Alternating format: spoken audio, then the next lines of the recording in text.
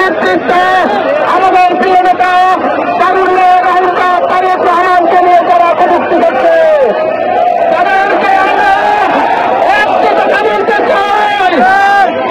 আমাদের নেতৃবৃন্দ বলেছেন একটি নেতা কর্মী আপনাদের কাছে নাই, আমাদের নেতাকে নিয়ে আপনারা কটূক্তি করেন। ওই হাসিনার রক্তচুক্তিকে অপেক্ষা করে জাতীয়তাবাদী ছাত্র দল রাজপথে থেকে বুকের তাজা রক্ত দিয়ে এই স্বাধীনতা অর্জন করেছে। তাদের সম্পর্কে বলতে গেলে 1971 সাল থেকে বলতে হয়। 1971 সালে বাংলাদেশের বিরোধী তারা ছিল রাজাকার, তাদেরকে রাজাকার বলা হতো। আমরা এইসব কথা বলতে চাই না।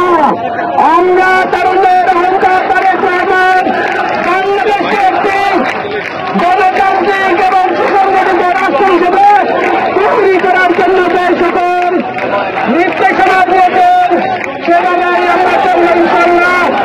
তবে কেউ যদি বাড়াবাড়ি করতে চায় জাতীয়তাবাদী ছাত্র দল কাউকে ছাড়তে দেবে ইনশাআল্লাহ।